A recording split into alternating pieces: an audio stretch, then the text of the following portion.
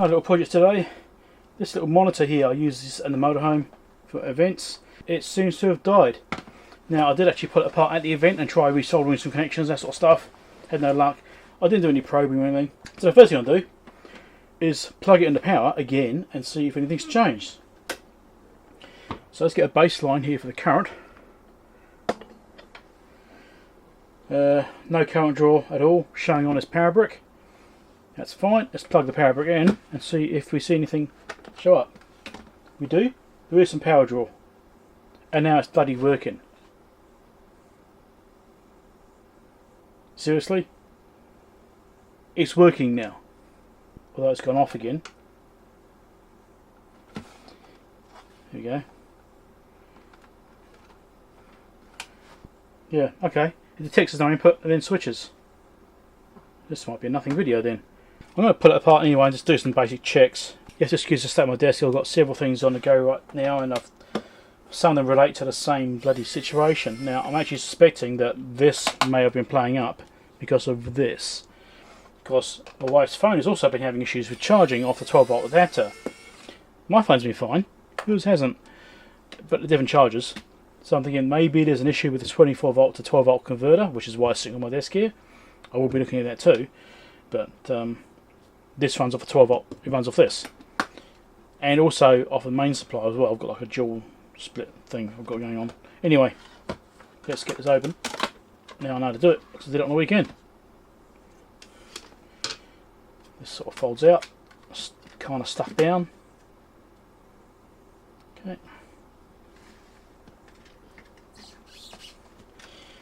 And there's the insides. There's not a lot to it. Blue LED down here, but it's extremely dim. And that's with power applied. I think I might change the LED to something which is actually more visible. Let's measure the voltage across this LED just in case there's a power supply problem, just to rule that out. Never know. No, don't slip off. 2.6 volts, okay. So positive is the bottom side. Yes. So 2.6 volts. I think I should swap that with something else to make it visible. Right, so I've removed that LED from there. I've got some red LEDs, so significantly different voltage, so this should be nice and bright. And I've figured that the positive side is the left side of this diode. I haven't figured out what the actual orientation is inside the packet. Right now I'm actually trying to see what I'm doing because it's all really small and my eyesight's not what it used to be.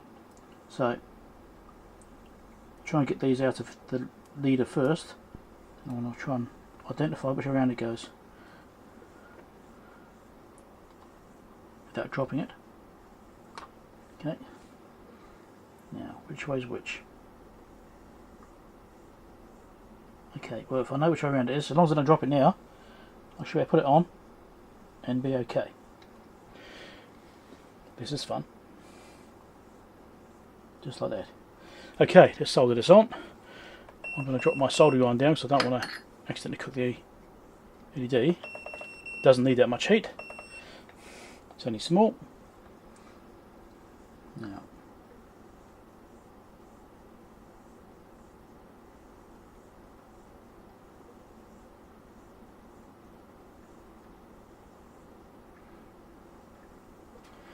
let's get it positioned. I'll solder the other side, then I'll tidy it up. It isn't going to be perfect, but I don't care, as long as it's in place.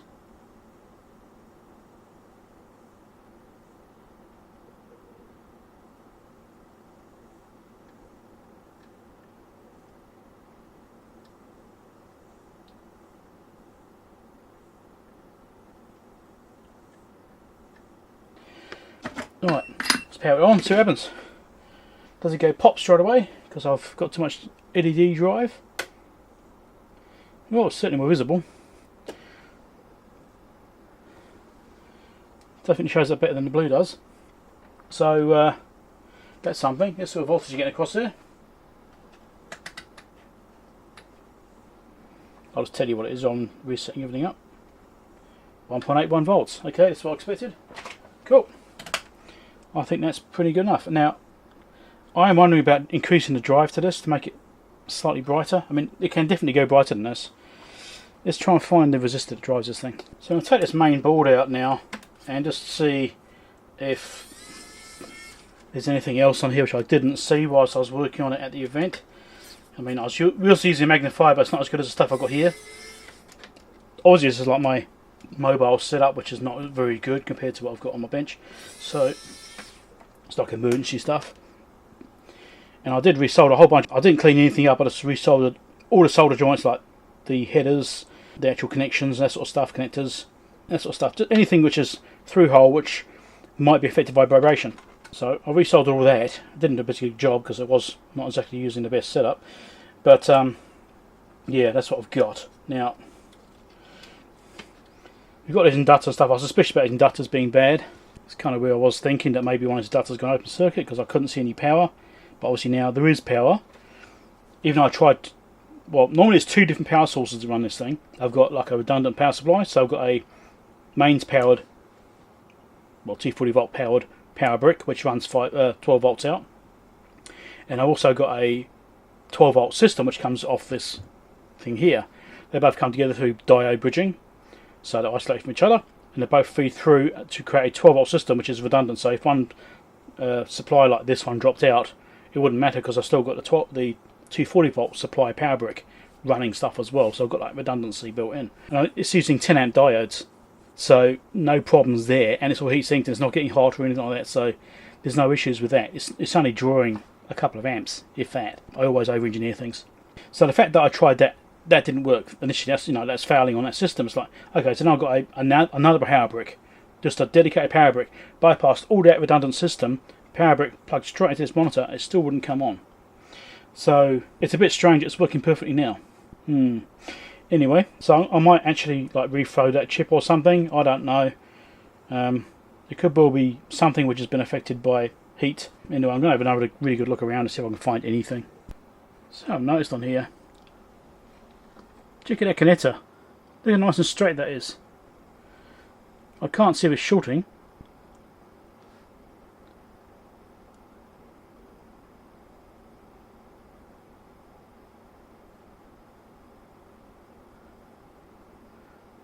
There's two pins there which look suspicious. There's very two look like they're joined together. These two here look interesting. I'm not sure if it's meant to be like that. They might be shorting. Don't know. I might just touch out the iron and see what happens. See what horrendous things happen. I might need some flux. Well, yeah, I think those pins are supposed to be connected together. I've hit it with flux and the iron and it's separated them. So that was probably a factory mistake, looks of it. It's a bit hard to see. I'm not completely sure they're separated. I'm actually not liking the way the connector is on there. You know, it could be shorts there which I can't see. And it's not actually used on this board. It's not actually using that connector, it's using this header here.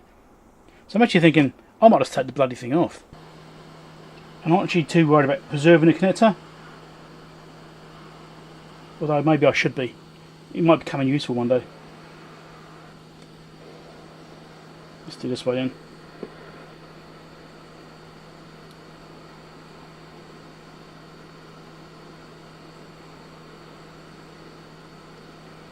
Heat up the back of the board.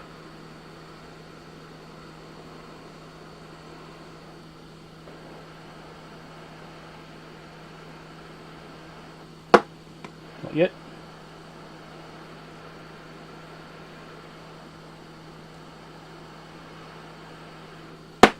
Nope.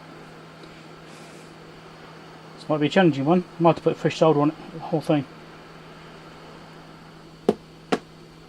Nope. Come on.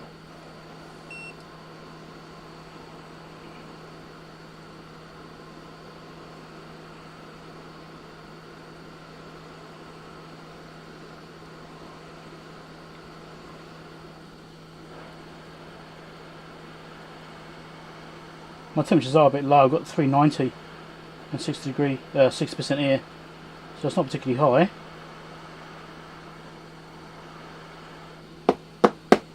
Oh jeez, hey, it's starting to move. Nearly there. There you go, it's off. Clean his pads up.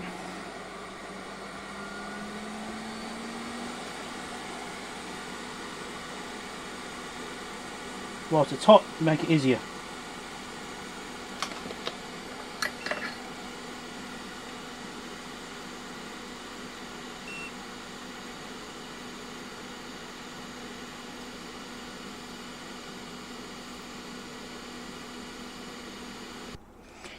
Right, see that worked. So I got slightly sidetracked from what I actually intended to do, which was to find a resistor which is running the LED. And I found it. It's right there. It's that, I think it's 102 marked there. It looks like 102 to me. So it's a 1K. I should actually measure it. But that is going to the LED. So if I wanted to drive the LED a little bit harder, I could change that resistor to something slightly smaller. So LED is being fed by a 3.3 volt power supply rail. It's actually measuring 3.26 or something. That's the differential there. So I could probably go, I mean, at an estimate I could go like 600 ohms or something. That would drive it a lot harder. Well, let's find out together if I got this right. Now I've actually changed it to 390. I sat down with the calculator, worked out 470 would only be like 3 milliamps. I was thinking it can do more than that. So I've gone to 390. We'll see how that goes. That's a lot brighter. That's much better. That's definitely visible now. And I won't be overdriving the LED either. That'll still be quite low current. Yeah, that's much better. I should be able to see that a lot easier now. So at least I'll know if the power is actually working. Because before I couldn't bloody tell because I couldn't see it. That's a step in the right direction, I suppose. Right, let's plug it in and turn it on again one more last time. I mean, it's just disappointing that when I went to go and test it, it's actually bloody working. So, I don't know. Turn it on again. You can see the LED. It's not super bright, but it's there. You can see it. Set you off angle by quite a bit, actually. It's miles away from that LED indicator there. Looking from the side, you can see it.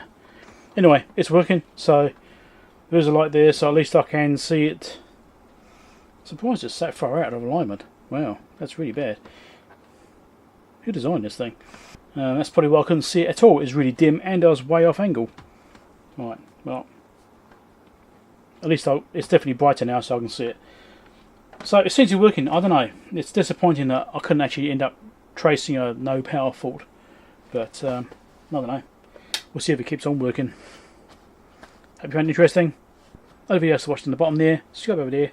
And the Patreon support link over there. Maybe I need to buy a new screen. That might help. Catch you later.